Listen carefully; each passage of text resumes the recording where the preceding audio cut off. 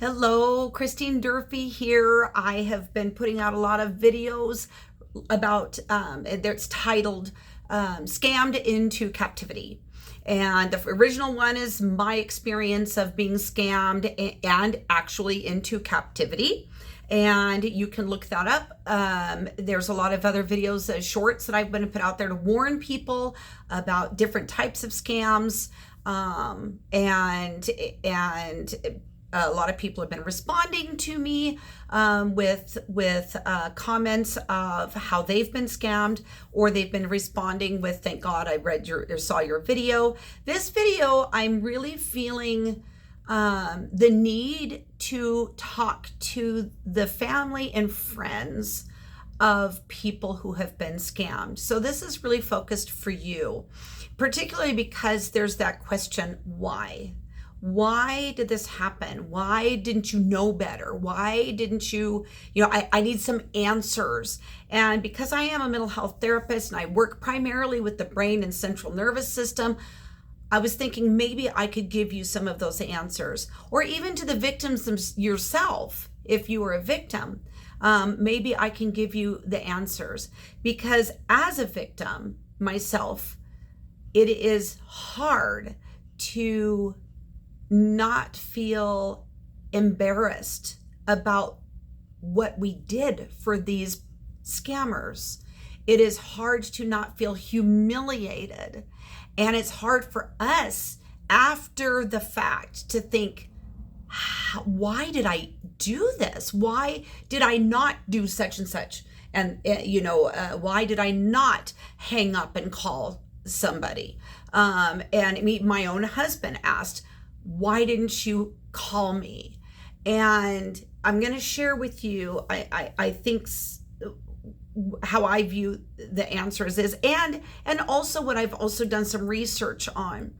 And part of it is when they get a hold of you, either through email or text or phone call, however it is, the scammers are going to get you trapped by threatening your life, threatening your livelihood, or threatening somebody that you love.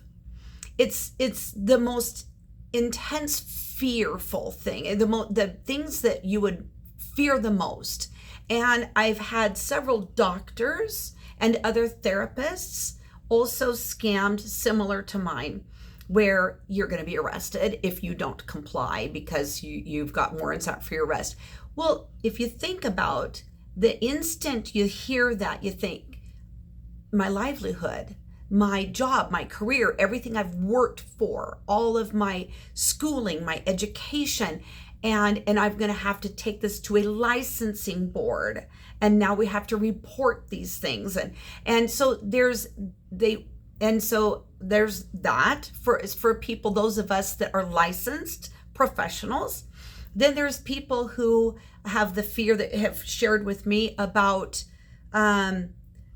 we have your daughter. We are saying that they're the cartels, and we have your daughter, that you have to pay us X amount of money to get her out, and they know that your daughter is not available to you right now, so you can't contact the daughter, you can't contact, you're not getting any information. So what do? You're in a fear mode, and so those are two, and there's other ones that I've heard of. You can look them up on Operation Shamrock as well.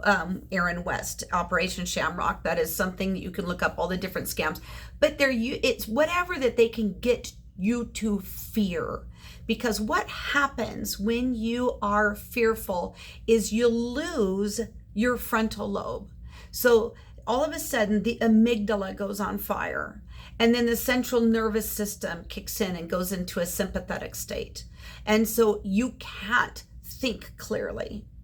And so once that happens, then they can come in and they've learned to mind control. And so now they're controlling you, and in every step of the way.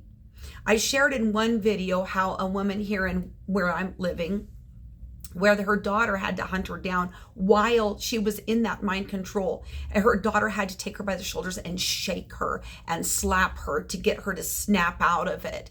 But you don't truly snap out of it for a while. Myself, it took several weeks to feel like the fogginess is going away. And there's, in my practice, I use what's called low energy neurofeedback with my clients. And I was using it on myself to help that process go away, or to help that process. So I had to basically lift the suppression of my frontal lobe. All of that energy of my brainwave energy went to the back. It went to the back of the brain, which is to protect myself, do anything to protect myself or to protect those I love. That's what that's designed for. And so I had a hard time, and many people do have a hard time getting that back into the frontal lobe again. Luckily, I've got this tool to use that, so it unsuppresses the frontal lobe. And so, but I wanted to share this with you because I understand the brain, and I understand the central nervous system. I understand what happened to me. And people who are asking questions, why didn't you just do such and such? Or why didn't you think of blah, blah, blah, blah? That's why. There was no frontal lobe processing, no executive functioning, no problem solving skills. That's gone the minute you're in that type of a fear mode. And why is it that these scammers do this? Because it works.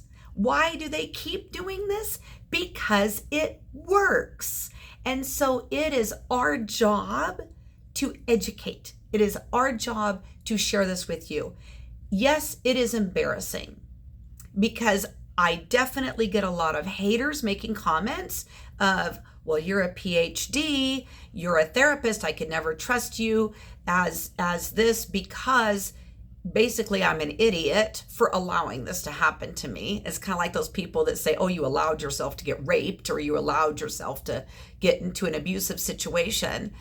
It doesn't work like that. And so for those of you who are victims that may be watching this, share this with people to help to explain what happened to you, and let me be your voice. I can be your voice. I can be the one saying, hey, this is happening out here. And we need to share this with other people. And if people need to feel like they need to put negative comments on my feed, go ahead. I'm okay. I'm okay with that. I don't want this to happen to them. If it does, I will feel very badly about it. But I don't want this to happen to anybody. We need to stop these scammers. We need to stop these people from doing these things. And if you are a loved one, if you are a family or friend to somebody who has been scammed, the hardest thing is for them to hear is, why didn't you do this? Why didn't you do that? Why didn't you think of next time do this?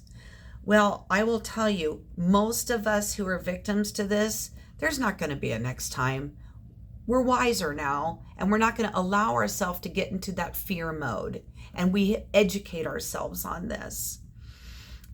But I just do implore you, love them, care for them, say, I'm so sorry that this happened to you. I'm not blaming you. I'm not going to shame you. I'm not going to say why you should have done something different.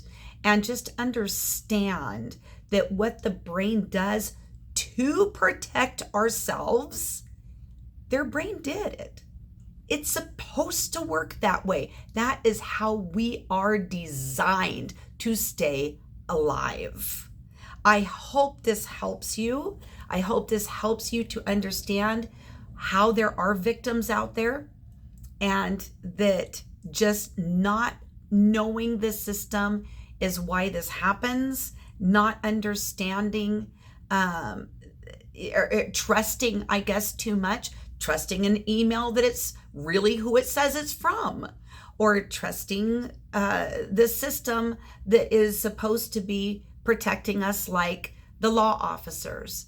And so, and for those of you who are victims, it's not your fault. It is absolutely not your fault. I pray many blessings on you. I pray for your healing. And I thank you for listening to this. I pray that you share this with others.